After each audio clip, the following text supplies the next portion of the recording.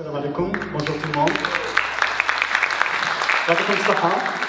Je suis vraiment honoré aujourd'hui de vous accueillir pour cette première édition de WERLAC, une journée de développement, de formation, d'ateliers sur le développement personnel. Si vous permettez, je vais vous raconter une histoire vraiment brève, mais véridique. J'espère qu'elle saura vous inspirer pour le reste de la journée. On va faire ensemble un petit voyage dans le temps. On va aller dans les années 90, au milieu des années 90. Vous savez, à l'époque, quand on se promène dans les rues de Montréal, c'était pas évident de tomber sur un Maghrébin, un Algérien pour échanger, pour parler, trouver une boucherie halal, trouver des denrées maghrébines. C'était vraiment quelque chose d'exceptionnel. Donc on était en quelque sorte en terre inconnue. D'où les choses étaient beaucoup plus complexes qu'on le pense. Les gens qui arrivent maintenant pensaient que c'était plus facile à l'époque, mais il y avait d'autres défis qui étaient vraiment pas évidents à soulever. Et puis, à l'époque aussi, il y avait, vous savez, le nombre de nouveaux arrivants algériens était vraiment restreint. Dans ce contexte un petit peu aussi morose économiquement, parce que c'était après le référendum. Il y a eu un référendum, donc il y a beaucoup de compagnies qui ont quitté Montréal pour aller dans d'autres métropoles. Et dans ce contexte, un groupe de jeunes Algériens, dont la plupart des étudiants, il y avait aussi des personnes qui étaient à la recherche d'emploi, qui se sont dit, pourquoi ne pas s'organiser? Pourquoi ne pas s'organiser entre nous et créer une structure pour aider les gens qui vont venir après nous? Parce que nous, déjà, on est passé quelques années, une certaine expérience, de bonne et de moins de bonne expérience. Pourquoi ne pas faire ce choix? En fait, j'utilise bien le terme choix, parce qu'on choisit quand on s'engage à créer une structure, ça veut dire un engagement en termes de temps et tout ce qui suit. Ils ont alors créé le Centre culturel algérien, mois d'avril 1999. Donc, à leur tête, le premier président, c'était M. Ahmed Mahijiba. Donc, tout le groupe était des bénévoles.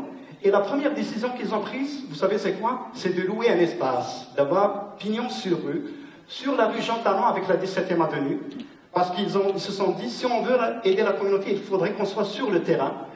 D'où ce choix-là. Donc, c'était un petit espace, vraiment un petit espace, avec un petit bureau, un petit ordinateur. Et puis, avec le temps, ils ont agrandi l'espace. Ils ont créé des comités pour être plus efficaces, des comités de formation, des comités d'orientation pour les nouveaux arrivants et d'autres comités pour essayer d'être le plus efficace. Vous savez, le premier défi, c'était l'emploi, bien sûr.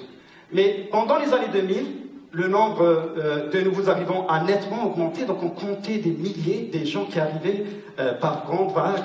Les défis ont augmenté, ils sont devenus plus complexes. Ce n'était plus juste l'emploi, mais trouver un appartement, trouver la bonne formation, comment comprendre la société dans laquelle on vit, comment interagir avec sa famille, ses enfants, tout en gardant sa propre culture, mais en même temps s'intégrer positivement dans la société québécoise.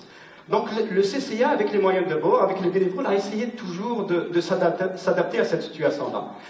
Mais la chose qui est revenue tout le temps, pour arriver à la conclusion, c'est que ce qu'on a remarqué à travers le temps, c'est que les gens, ils vont principalement s'intéresser à développer leurs compétences techniques, ce qui est tout à fait normal. Si on est ingénieur ou en génie civil, on va vouloir faire des formations en génie civil, ou bien faire des stages, la même chose pour les autres spécialités en informatique, peu importe.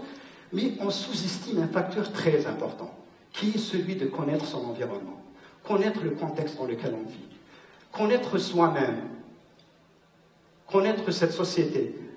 Et en comprenant cet aspect-là qu'on appelle compétences personnelles ou soft skills, si vous voulez, ça nous permet de gagner beaucoup de choses, ça nous permet de prendre des décisions.